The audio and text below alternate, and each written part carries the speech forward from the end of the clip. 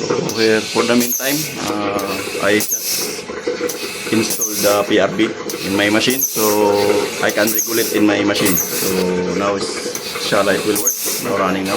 I install now new monitoring for the pressure and the PRB. So now inshallah it will work.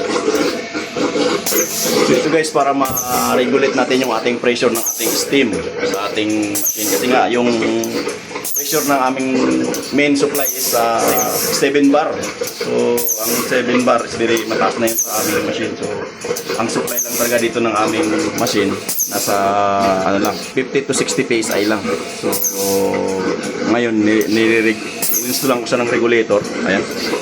Yung PRB system. So in-install ko yung PRB. Ayan, bagong kabit. So ginawa ko lang yan sa mga tropa doon sa damam. Yung mga pinagtanggalan nila. So ayan, na-install ko. So ngayon, gumagana na siya. So nare-regulate ko na hanggang 50. So tingnan na lang natin kung bubuhay diklis ako kung makasa. So ganoon lang natin gagawin. Ating pressure dito.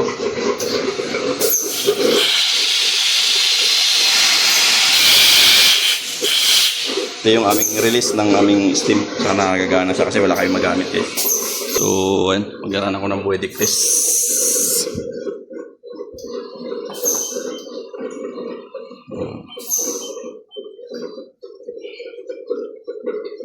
Lagyan muna ako ng aking fish pack.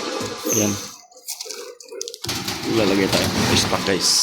So lagyan lang natin sa basket para sigurado.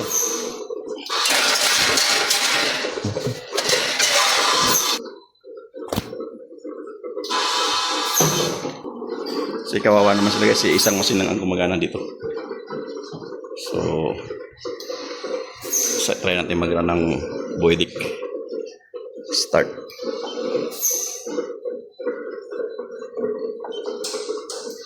Start. Yun. So start na siya. So now it's working our CSSD generator. So I just installed the PRP from the machine itself because the main supply is very high. So now temporary we can use the machine until this PRB from maintenance will replace. I just also installed the gauge to monitor the pressure out.